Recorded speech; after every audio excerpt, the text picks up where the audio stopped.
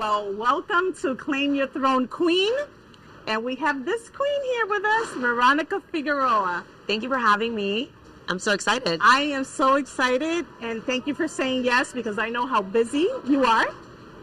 Well, I mean, it's been something we've been talking about for a while, and I love the fact that you are hosting this show and now giving us an opportunity, an opportunity to really connect in this type of space, right? A video podcast. Yes, and a video podcast. We're like, we're going to be in New York. I'm going to be in New York. You're going to be in New York. Let's do it. Let's make it happen. So here we are. I just want to tell you that you are definitely one of the people that pushed me to video. Like, I've done video, but you were like, no, you're not doing it enough.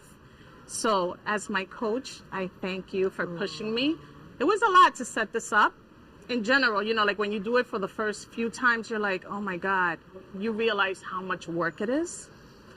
You know, I think it's interesting because we all either have all this anxiety to get started because we think it's maybe I'm not ready, or it looks too hard, or can I be consistent with it? There's a lot of things that are reasons people don't get started. Right. And, you know, if you're someone who's listening or watching and you think like, oh, well, I have to have the perfect camera setup, or I have to have, you know, I have to look good all the time, or what if I don't have content? There are so many easy ways to get started, but it starts with getting started. I know. And it starts with just having the courage to say, I'm starting today, and I'm not going to let any excuse get in the way. Yeah, and even if your makeup is not good. Yeah, and a lot of and times, your hair. Yeah, the excuses are in our head as to, you know, someone else is doing it, or they're so much further ahead of me. But it's fun to watch the evolution of when people get started on something to then how eventually they evolve and get more comfortable, and then they end up investing in resources, and it's really fun. But the key here is just to get started. So I want to congratulate you on that, because as someone that does work with a lot of people, the biggest frustration for someone who's coaching someone or working with people that have just so much potential, right? And that have these big dreams is that they have the dreams, they talk about them, but they do nothing. I know. And you're completely opposite. You're one of the ones that does take action. Here we are. You've had a number of interviews while you were here. Yes. We're live in New York City from Inman. Exactly. I mean, talk about her taking advantage of an opportunity to get the best of the best in one room and saying, hey, listen, let's go ahead and get together. Yes. And also the courage to ask people, hey, would you be on my podcast? Exactly. You know what? This is what I found. No one really said no. They maybe this was not the right time, but they didn't say no. So we have to just ask. Yeah, right? Just get started. Now I just have them scheduled. Being brave, you know, a lot of times people think to be brave, it's a physical thing, or it's, you know, something that has to be of some sort of big, massive, like, life-changing thing. Being brave is just stepping out of your comfort zone. Yes. And I'm sure asking someone, you know, those moments of like, will I get rejected? Exactly. Right? Imagine how every single day there are brave people out there who do something out of their comfort zone, because the real truth is that they're overcoming something that they don't normally feel good at doing or comfortable. But that's bravery. I think it's so cool to just go up to someone and, you know, ask and say, hey, listen, I'm inspired by you, or would you, can we have a moment to just talk about you and the things that helped you along the way? And people, you'd be amazed how many more people would say yes if people simply asked. Exactly. So like I did. So let me tell you, V, I think that most people that even see you on stage, I just, you know, I was like I was silent, and I was like listening to people like, oh my God, where did she start? So you know what? I'm going to ask you, give us a little glimpse. Like, how long were you a solo agent? When did you cross over to team? How did that evolve? For people that don't know who Veronica Figueroa is, if that really is a thing. Thank you. You're so sweet. Yeah, I think a lot of times people see the success and they think, oh, you know, like, where'd she come from? Like, she got lucky. And what they don't know is the backstory. I've been in real estate since 2000, and I got licensed in 2001. I got licensed the day after 9/11. Oh, wow. That's really, like, now that I think about it, and actually it was my 21st birthday. I got licensed exactly when I turned 21. Wow. I'm now 44. So it's been a long time. So It's been a long time. anybody who thinks this was overnight success, I just want to let people know it wasn't. And every single day I'm on a journey. I don't feel like I've arrived. I don't feel like I made it. Every single day I wake up in love with life. I wake up in love with what I do and the people I do it with. But the journey really started in 2004 when I was going through a divorce, and I knew my life was going to change, and I knew I wanted to still provide a quality of life to my kids. I worked part-time. I worked real estate part-time. I started part-time in 2004. Oh, wow. Okay, so didn't all know you that. part-timers out there, Yes. just know that you can evolve from being part-time to full-time. You just have to take the leap of faith and have a plan, right? If you have a plan, you can follow that plan. So for me, it was getting my feet wet. Real estate was a plan B for me at the time. It was not my primary career goal. Right. My primary career goal was human resources. I wanted to be like a C-level executive in human resources. Okay. I looked at all the my bosses, and I was like, I want to be like them when I grow up. Oh, wow. They're classy. And now you have so many people. I want to be like her. Thank you. This is good. But I look at I'll actually say like Nancy Centretto and at the time and May, I know she was someone that was important to me. She was my boss at the time, and she was just this ball of energy. And, there were two Nancys. There was Nancy Centretto, and I don't remember my other boss's name that was Nancy, but she was a really, really tall, fabulous woman. And I just looked at them and I said, wow, these women are just so amazing. And they were leading the company, and from human resources, handling the development, the training, the onboarding, the benefits. And I was like, I want to do what they're doing. Yes. And that was my dream. I ended up working my way up.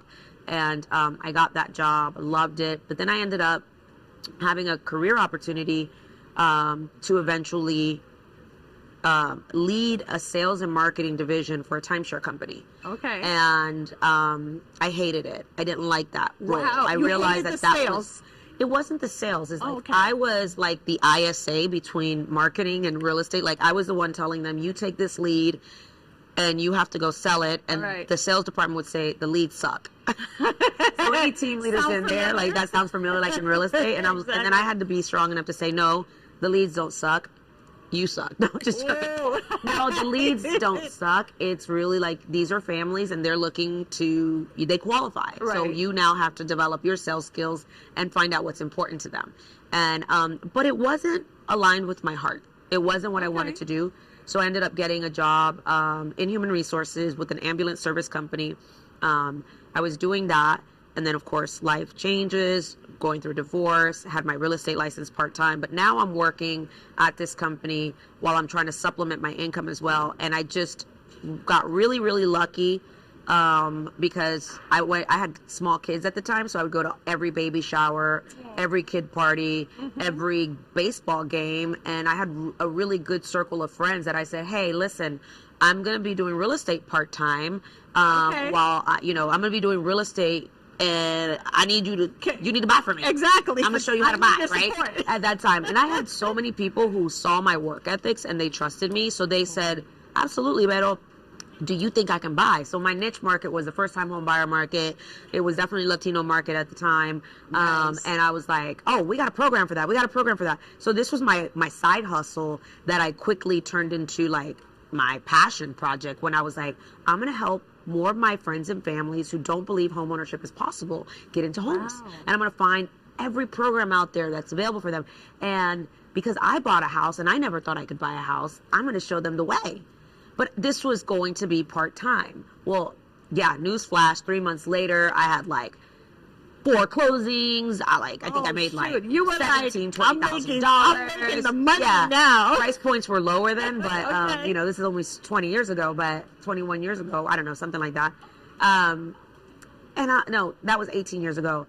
And I'm like, okay, I'm rocking and rolling. Oh my God, I got a $17,000 check. I'm like, I'm rich. Oh shit, what did you do? I have to just ask you, what did you do with that check? You remember what you did with your first check? I know what I did. What did you do? I saved my money and I quit my job. Ooh. Because I said, if I could do this part-time, if I can do this, doing this part-time, mind you, even though I was doing it part-time, I had a full-time hustle mindset. Yes. Okay. So even though it may have appeared to be part-time because I had a full-time job. We share that. I was like hiding underneath the desk, and I'm like, trying to like, I'm like, oh my God, during break when I went to go potty, I was like, oh my goodness, I was like, I got to make sure this happens. You were negotiating. Yeah. And then, it just didn't feel like the right thing to do, to have this passion for now this newfound love of a career and stay in a place that was safe. And I remember calling my mom, and she said, Beto, that's what my family calls me. Yeah. You're a mom, you have kids, you need insurance, you need the stability. What if sales don't work out for you? I was like, honestly, I'm going to bet on me. And if it doesn't work out, that was brave. I'll just go back to, getting a regular job and human resources. I have a career, I have a degree, and it was something that I was committed to doing. My mom was, I think, so caught up on the idea of like, you work so hard to get your degree because you were a single mother, you were pregnant at 16, and you just wanted to make it to where you knew that just because you were a young mother, that was not going to hold you back for your dreams. She says, you worked so hard for your bachelor's degree and to get a job in corporate. I said, you know what, Mom?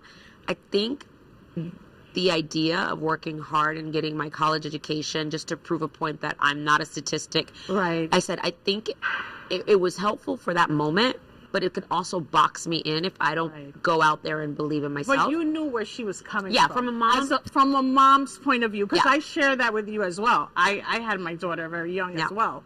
But from a mom's point of view, she was like, trying to protect. She's made it. Yeah. She's made it already. Why is she risking it, right? Yeah, but I risked it all. You and did. It was June of, I think right around May of 2005 that I went all in. April or May, I don't remember. And never looked back. Wow.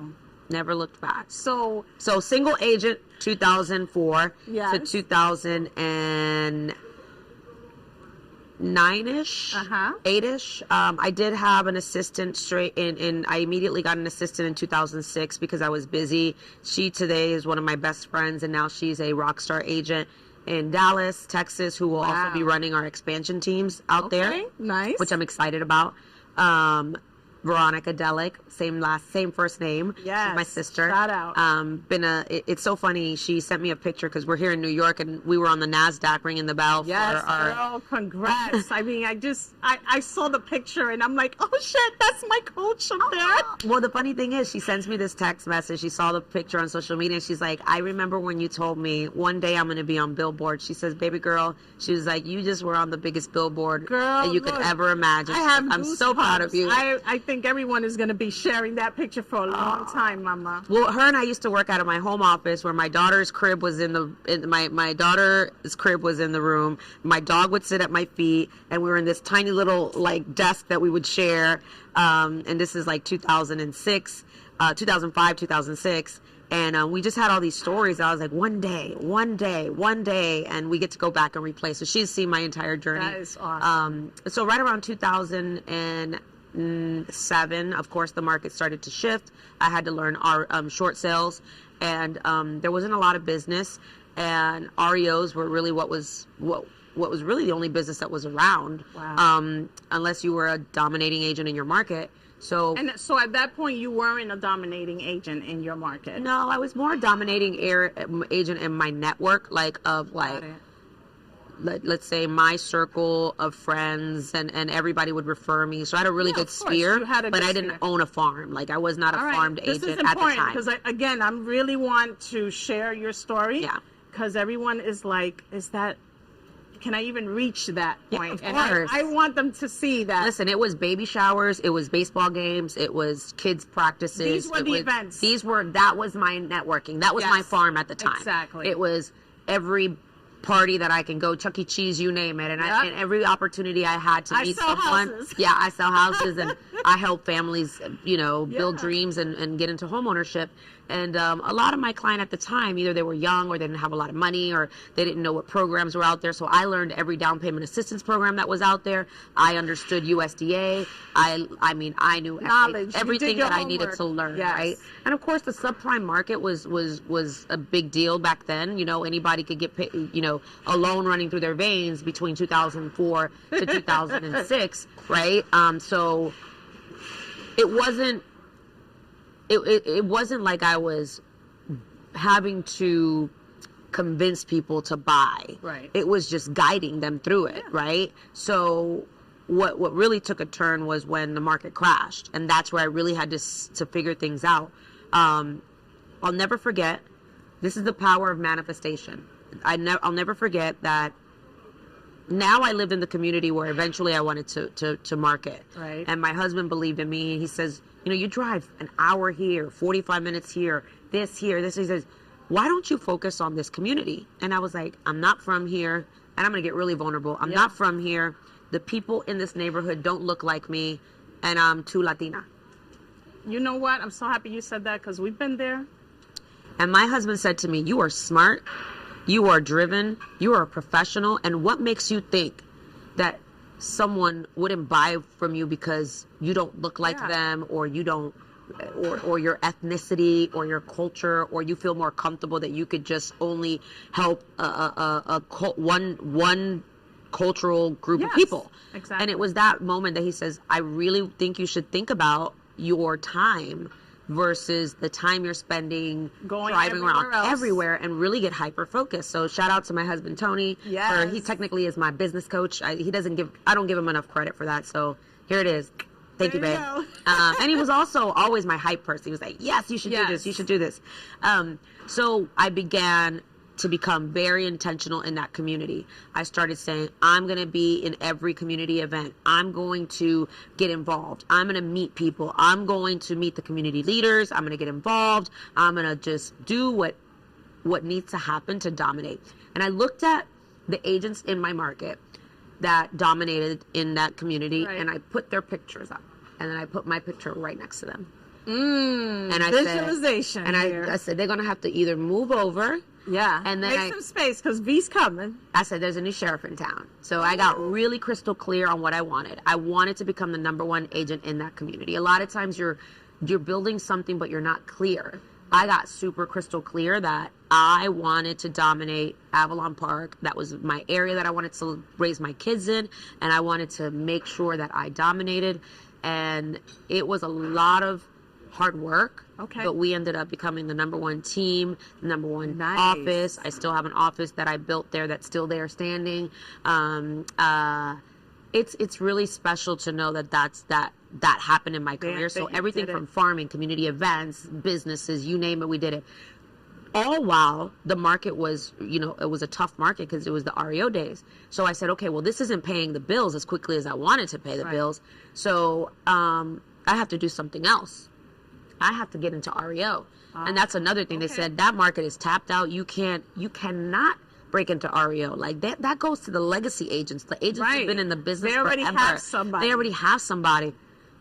I took a picture of every single person who was the top REO agent in my market, put it on my manifestation credenza. So what do you do? Did you reach out to them? I put my picture on it. Oh shit! Here and I was like, visualization. It's happening. So how did I do that? I reached out to one of the agents that had an REO account, and I asked, could I work for you for free? Can I do your BPOs for you? Can I assist you?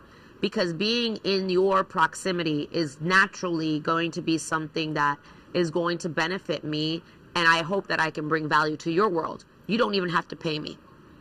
Get out. No. I did BPOs for her for free. What I was doing is I was borrowing her experience, so that I could later on have that in my arsenal, and she needed my help at the time. So that experience, and let me tell you why that happened. Because I actually tried to do BPOs on my own, and I got fired and blacklisted by a couple companies because I didn't know what I was doing. But I said I knew what I was doing, but I really didn't know what I was doing, and I was too stubborn to ask for help. So it wasn't until I got fired and had the experience and the knowledge and I would say the reps, right? The repetition. I did like 60 BPOs in 1 week for her. And I was like, I literally accelerated my learning curve. I got so good at this that I was like, bring it on now. Yes. I'll just chop them up. I became such a great You were the pricing. master of the. And I became such a great pricing strategist. And I would pick up to things and I would listen, and I started doing my own research. I ended up getting an account. I ended up flying to Dallas, where I knew all the asset managers were going to be at. And I took my last $5,000. And by the way, this is 2008, 2009. We are broke as a joke. We filed bankruptcy. So we're complaining now about the market. This is nothing new, right? I'm excited about this market. Okay. But because this is going to be where skill is rewarded. Yes. Okay? This is the market where skills are rewarded. And even if you don't have skills, you can develop better skills the same way. I'm just telling you, like, I had to fail in order to learn. And I had to decide, do I put my ego to the side or do I keep my ego in it? And I was like, listen, I will work for you for free. And then I ended up becoming that person's technically competitor, in the sense in the REO market. And I ended up getting accounts, and I ended up becoming one of the #1 REO agents in our market. So that's how you survived it. I survived it while I was still building a reputation in my community and farming and farming and farming. Then it led me to open an office in that community, and I was very strategic in the investments that I made. That they saw my office, but they saw me in the community. They saw me in their mailbox. They saw me at the events. They saw me everywhere. Farming all the way around. Everywhere. You could not walk through that neighborhood without seeing my face plastered all over it. Wow. You would see me in your sleep. And then by then, I just started recognizing you were gaining mind share. Yeah. And by then I started recognizing that the market was shifting again, that the REO market was kind of like, it was leveling out, right? We're starting to see buyer confidence. Some of the people that had filed foreclosure, that had to be foreclosed on and filed bankruptcy, they were now coming out of that 2 to 3 year mark, right? They were coming out of that era of feeling really just down and depressed and believing that homeownership wasn't possible or that they failed at it. And I was the beacon of light for a lot of these people, giving them hope and saying, wait, did you know that you can reestablish yourself, that homeownership is possible again for you, but this time we're going to do it the right way, right? And it wasn't your fault. You didn't control that there was a subprime market. You didn't control what, you know, they feel defeated, it was, and a lot of these people's like they fell into depression, they filed bankruptcy, marriages were lost, and you know, I had to become the short sale queen. Then I became the REO queen. You know, then I became the farming queen. Like, I had to reinvent myself so many times in this career that I had to understand what people were feeling in that moment. So I would just always be the one to say, like, all right, that's the past. Now let's embark on your future. So with that being said, we dominated. We became a big farming agent in our market. And then the online lead space came along. By then I had a team. I had to develop a team because the REO account overnight demanded it. And they gave me, sometimes you be careful what you manifest and what you ask for, because I wanted to dominate and I wanted REOs, and I go to this asset manager and like, hey, I'm your girl. Florida, I'm your girl. Just anything you need, send them my way. And my husband's like, oh my God, like we came to this conference. I said, don't you worry, babe. I said, we're going to come back home. And I've been establishing great relationships. And I think, you know, I really hit it off with this asset manager, and they've been looking for a change. I come home and I have 37 new assignments in my inbox. Oh my God. Only problem is that they were all over the state of Florida. So I forgot to mention what area. But what it was really cool is overnight I had to build teams in other parts of the state. Oh God. To really make sure that I didn't lose this opportunity. And the market was tough back then. I was not going to say I don't serve that area. I said, it looks like we serve that area now. Oh, so shit. I opened now I need somebody there. So I opened MLSs in Miami, in Gainesville, Ocala, Tampa, little small towns, and I built teams that would travel to there because I had runners. And if you had blood running through, showing agents now?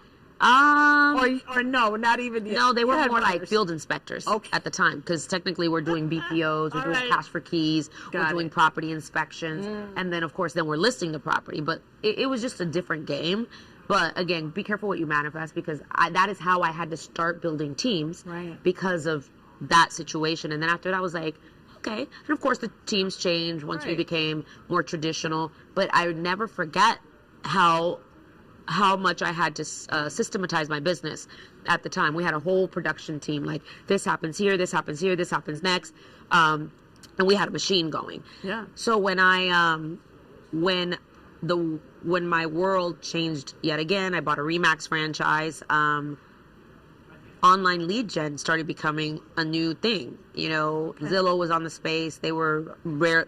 They were fairly new to the industry. And then you had all these new online portals. Boomtown was around. It was an interesting time because we're like, you want me to pay for a lead? What? Oh, This boy. makes no Yes. sense. So then we're like, but it's interesting because It was different. at first I said no. And then I tried it, but I really didn't try it. Okay. And then I failed because I didn't do all the things that I should have done with the opportunities that were presented to me. But then again, here I come again. I asked for help. I had an open mind and an open heart, and I went to someone that had done good in that area, a lot better than me. And I said, listen, I'm willing to give this a shot, but I want to do it the right way. Right way, yes. And I want to do it the way that the people who are succeeding in it are doing it. Like, not because I want to beat anybody's, because I want to make sure my dreams come true, and I see them winning here, and why am I being so close-minded? And I had to adapt and learn that there was an opportunity. I had just not maximized that opportunity. I gave up too soon. That was big of you. Yeah, I gave up too soon, or I had scarcity mindset. I think we were still traumatized. You had scarcity mindset? Hold Yeah, on. I've had to go through that, girl. But what's funny is Zillow, and I like to give credit to the people that played a huge role in my life. Sarah Nasapori, I love you, girl. I'm so happy that I met you. You changed my life at that Remax conference that we went to in 2012 or 2013. And she said to me, listen, if you follow my lead and you do everything I tell you to do, and I will put you in front of the right people, I promise you that you will be one of the biggest success stories that we've ever had. Damn. And I trusted her. And I don't know if that was her script or if she saw something in me, but you have those moments in your life that you meet someone, you're just one relationship away from changing your life.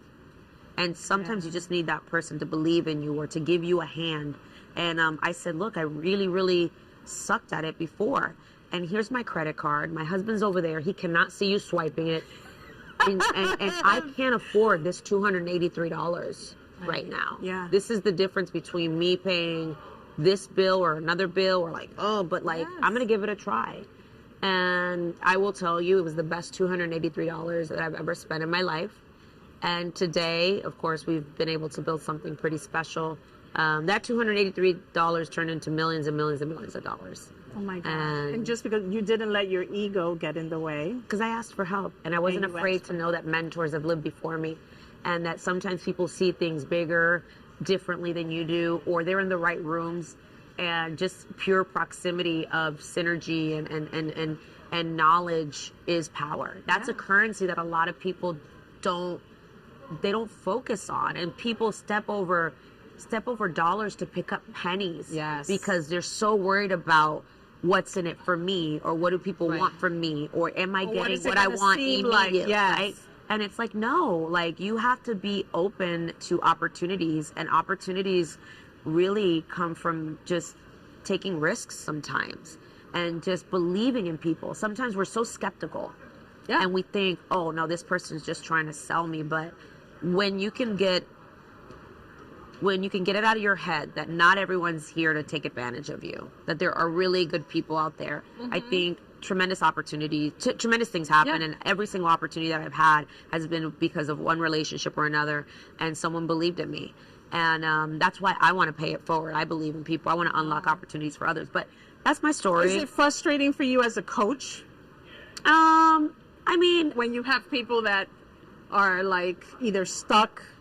When someone comes you know what's along, frustrating for me Yeah. as a coach is when people want immediate results, but they're not honest with themselves that they're not doing the work that will get them the results. Oh. And they know what they need to do, but they continue to just give themselves these BS excuses.